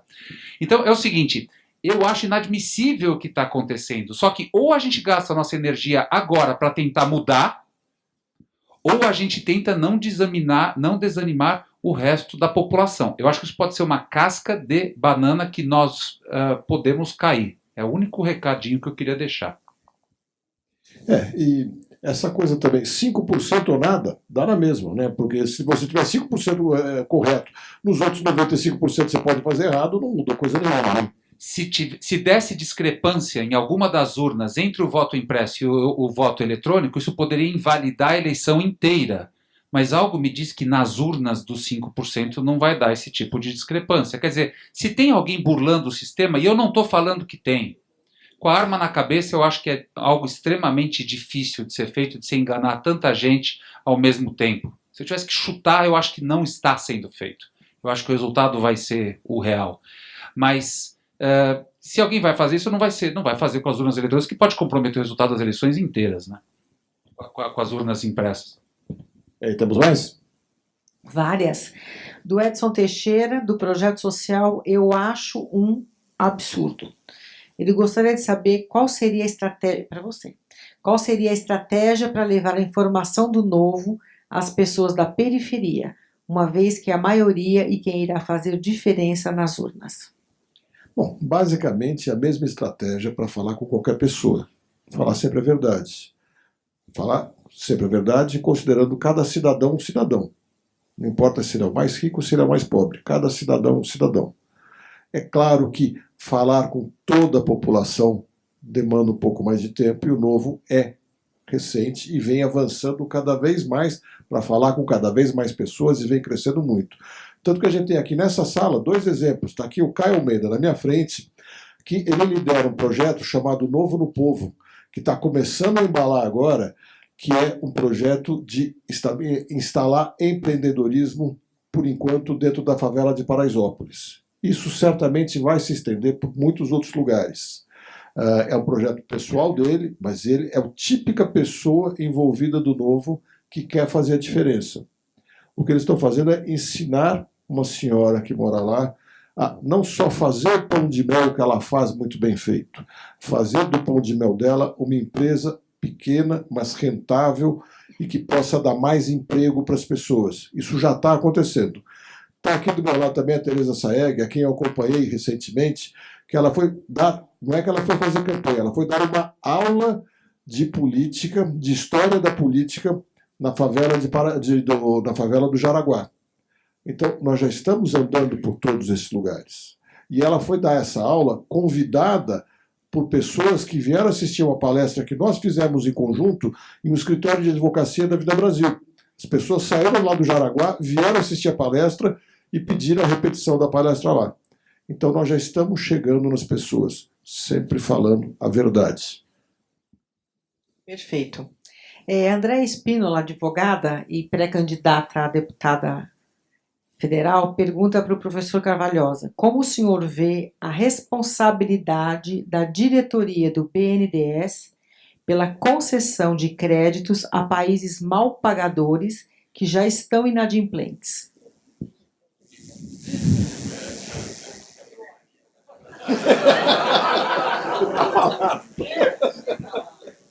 Bom, eu acho que realmente não tem muito o que discutir a responsabilidade total, né? O BNDES é um banco que foi criado no sentido de tratar na política social, desenvolvimento social, econômico e social aí no sentido socioeconômico. E ele foi simplesmente utilizado para o projeto bolivariano, né? O bolivariano do governo alucinado aí dessa psicopata que nós tínhamos aí, sobretudo, e do seu anterior chefe. Então, os crimes cometidos pela administração do BNDES são crimes que lesaram o país inteiro, né? Inclusive com essas doações a países ditatoriais de quinta categoria, né? Como esse aí, Cuba e Venezuela e companhia, onde a responsabilidade é total e é um mistério, porque está tudo circulando aí, os diretores e tal, né? Etc. e tal. Eu acho que devem ser, a seu tempo e logo, responsabilizados por todos os delitos que fizeram contra a nação brasileira ao conceder esses créditos. Para o cheque, de Mônica Rosenberg, também pré-candidata a deputada federal. Como podemos usar as novas tecnologias como blockchain para aumentar a transparência e reduzir oportunidades de corrupção? Esse tema é fascinante, né, Mônica? Para tentar dar resposta rápida, eu vou dar só um exemplo do que pode ser feito. A tecnologia de blockchain permite que você conecte todas as transações que são feitas, por exemplo, transações financeiras. E você é uma especialista nisso, se eu falar alguma coisa, por favor, me corrige. Se a gente conseguisse fazer com que o nascedouro da receita do Estado fosse registrada em blockchain, então todos os impostos ao chegar na Secretaria da Fazenda são registrados em blockchain, você poderia, aos poucos, eu acho que isso não dá para fazer de uma hora para outra, mas eu acho que não é tão difícil assim no ponto que a gente está. Você pode começar, a partir daí, a ter aquele dinheiro todo carimbado. E aí esse dinheiro ele pode ser seguido para onde ele vai. Aí você sabe exatamente para onde o dinheiro vai. Então, assim, eu estou pegando uma tecnologia que não é tão simples assim e simplificando. Falei besteira? Não. E simplificando um pouquinho para dar um exemplo do que pode ser feito com blockchain. Já pensou a gente carimbar todas as notas de impostos pagos e conseguir seguir o dinheiro a partir do seu imposto para onde ele foi? Já pensou se cada um fosse auditar para onde foi o dinheiro que pagou impostos? Isso não é tão complicado. Você precisa só registrar isso em blockchain no nascedouro. A partir do nascedouro, você consegue as outras partes. Exige um certo esforço de informatização, mas você já pensou se a gente anuncia um projeto desse, mesmo que seja um projeto que leve 5 anos? Você percebe que você vai começar a trazer um medo para o sistema de fazerem as coisas erradas que hoje não existe? Hoje não existe. O cara vai lá e sabe que ele não vai ser pego, vai ser de um outro jeito. E o legal é o seguinte, você vai começar a descobrir que para onde vai esse dinheiro, de novo, não é só para corrupção. Você vai começar a ver as quantidades de dinheiro que vão para alguns fornecedores do governo, para quem tem alguns ganhos de concessões e licitações. Então você começa a ver, você vai ver, sabe... eu vou pedir desculpa pela metáfora, mas eu vou fazer. Lembra de uma época que, eu não sei se eles ainda usam isso, mas é uma época que tinham menos produtos químicos, mas eles descobriram um produto químico, se colocado numa piscina, se alguém fizesse xixi, ficava tudo manchado em volta da pessoa. Então, para bom entendedor, MEPABA. Bom, esse blockchain podia servir para as eleições também, né? Você imagina depois de cair na urna, o voto poder ser verificado até a contagem final lá, talvez resolvesse o problema também. As duas últimas? Dá para fazer uma coisa? Tá bom. Para o professor Carvalhosa, foi Carlos Eduardo Ramos da Cunha. Ele faz uma pergunta se seria possível mudar a legislação para que os governos federal, estaduais, municipais, autarquias, instituições governamentais estatais sejam proibidas de pagar por publicidade em qualquer veículo de mídia. Se o governo paga por publicidade, o veículo de mídia se corrompe e deixa de criticar o governo ou de trazer à tona muitos casos de corrupção. Então, resumindo, se a gente pode passar uma lei que proíbe, então, que o governo, etc., faça propaganda e pague por ela em mídia. Bom, você veja o caso da questão do voto impresso, né? A mídia não deu nenhuma... O movimento da cidadania para exigir voto impresso é brutal. Existem milhares de pessoas interessadas nesse assunto. Mas a mídia não dá nenhuma notícia sobre o assunto. Por quê? Porque o famigerado Tribunal Superior Eleitoral, cujos presidentes, a galeria dos presidentes, é uma galeria fantástica, não é? Quer dizer, uma galeria de criminalidade, de certa maneira. O que acontece? Esse famigerado Tribunal Superior Eleitoral faz uma propaganda maciça durante as eleições municipais e gerais, de 2 em 2 anos. Então a mídia não fala nada, entendeu? Não fala nada de todas as barbaridades que o Tribunal Superior Eleitoral faz no Brasil. É exatamente isso. Quer dizer, então você tem a mídia capturada, a palavra capturar é o certo, completamente capturada pelo governo. Porque o governo é o maior defensor da sua própria propaganda enganosa. Tem aí a lei, negócio da lei do consumidor, né? Código do consumidor, então a propaganda enganosa. O governo faz propaganda enganosa total, né? O dia todo, né? Então, realmente, essa é uma lei, não.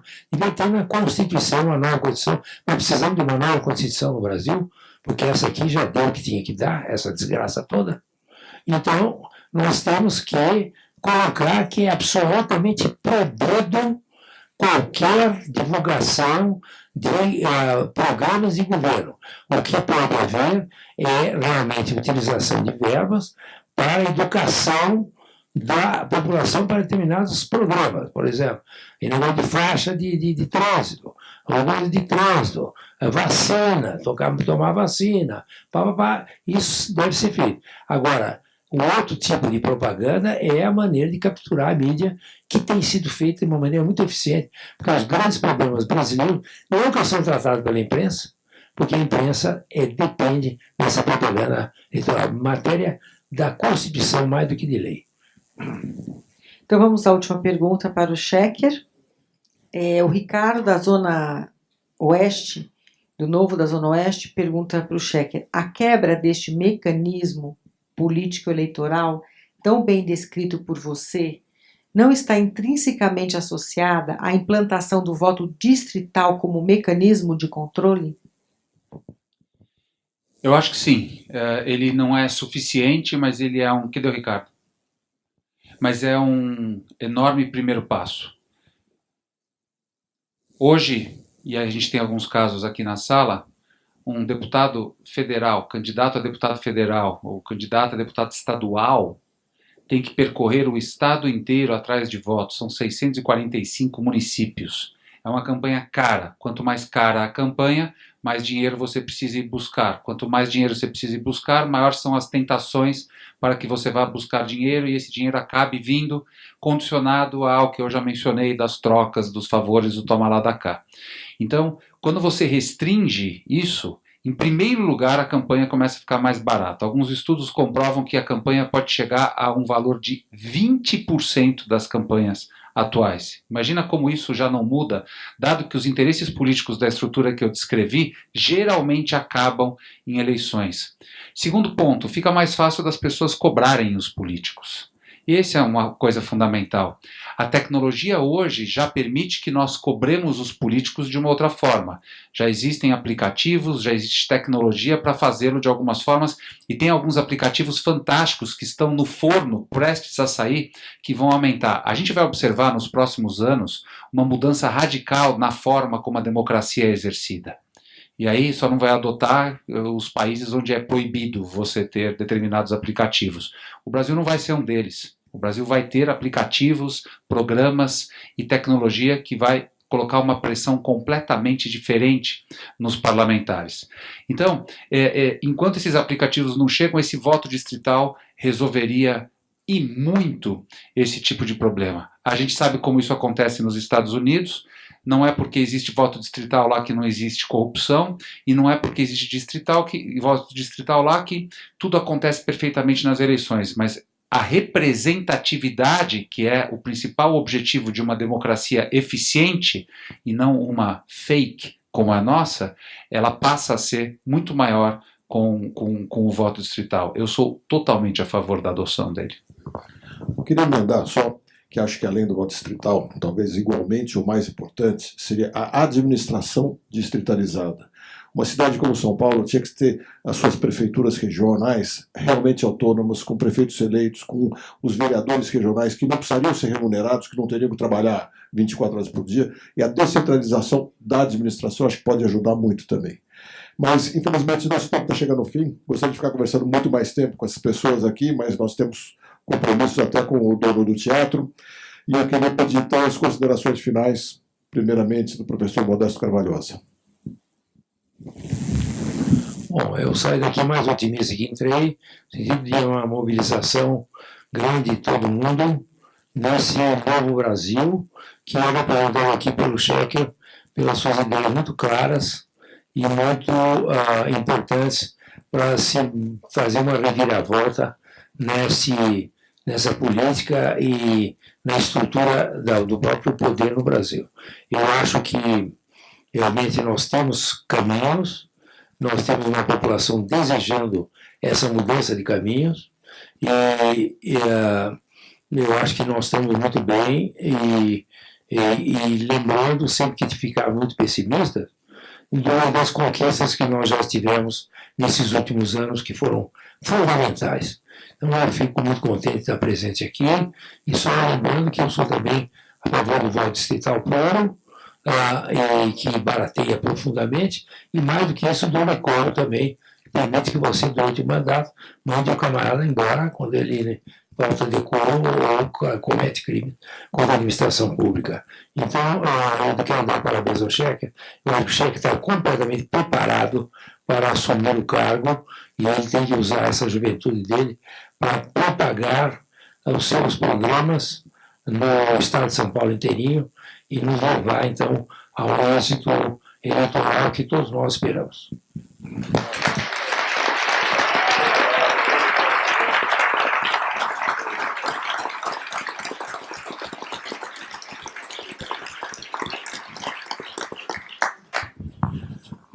Nosso futuro governador Rogério Schecker. Bom, obrigado pela oportunidade e obrigado pela honra de ter participado de um debate desse com vocês e com o Modesto, que, piadas à parte, é um exemplo de juventude e de cabeça fresca que a gente tem no Brasil. Ele prova que, quando a gente fala da política velha, a gente não está se referindo à idade, mas a gente está se referindo aos hábitos. E essa juventude que a gente precisa está muito mais na alma. Eu queria fechar dizendo o seguinte: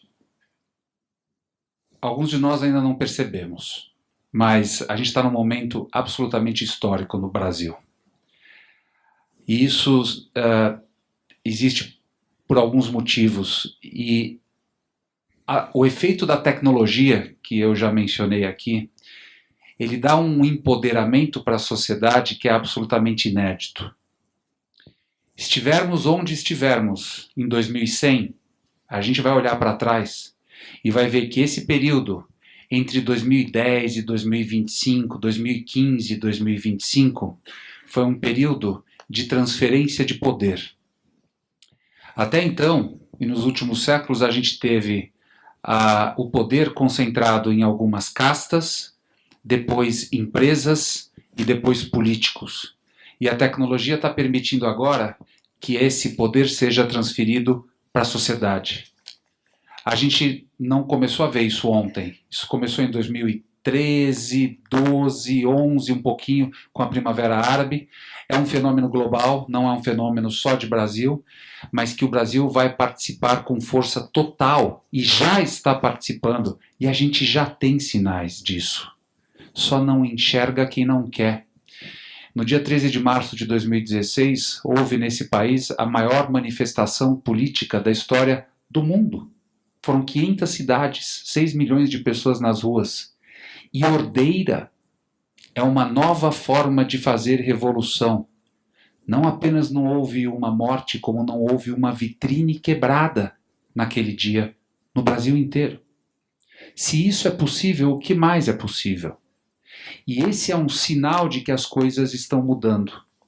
Até 2025, a gente vai enxergar a continuação desse processo onde a sociedade está tomando o pé e a mão das coisas. O alerta é que isso não vai acontecer apenas no Brasil, isso vai acontecer no mundo inteiro. Já está acontecendo no mundo inteiro. Você já vê formas de governo diferentes usando tecnologia e mídias sociais. E se a gente não se apressar, mesmo que a gente mude, terá sido, de novo, tarde demais.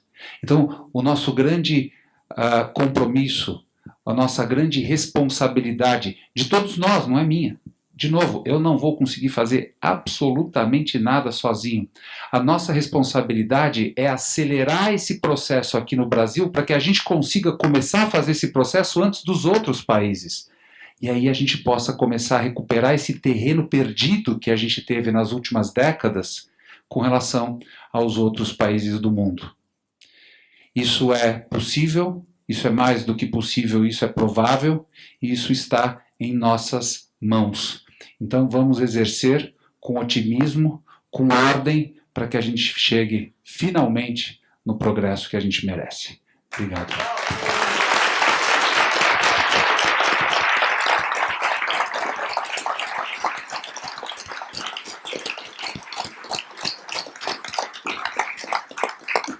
Bom, sobra pouco a falar depois dessas duas pessoas, né?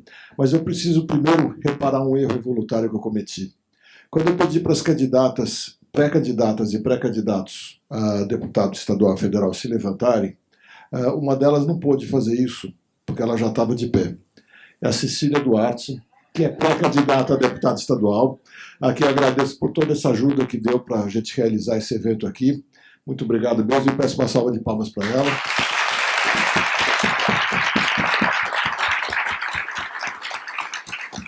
E, finalmente, eu queria dizer muitíssimo obrigado por ter vindo mais uma vez a brilhantar as nossas reuniões, trazer tantas ideias boas desse amigo que eu admiro tanto, e também do Rogério Schecker, que eu cada vez admiro mais, cada vez que eu vejo falar, mais eu vejo, como disse Modesto Carvalhosa, está realmente preparado para, mais do que assumir o governo do Estado de São Paulo, para assumir a mudança de postura no Estado de São Paulo, que a gente tanto precisa. E muito contente de ver cada vez mais pessoas participando, se interessando, discutindo, querendo saber, dando seus palpites. É assim que a gente vai mudar. Não é o Rogério Schecker que vai mudar, não é o Novo que vai mudar, não é o Modesto que vai mudar. É a participação total de todos nós. Por último, diversas perguntas, tivemos muitas perguntas, todas serão encaminhadas e todas serão respondidas diretamente a cada um de vocês. Muito obrigado, boa noite.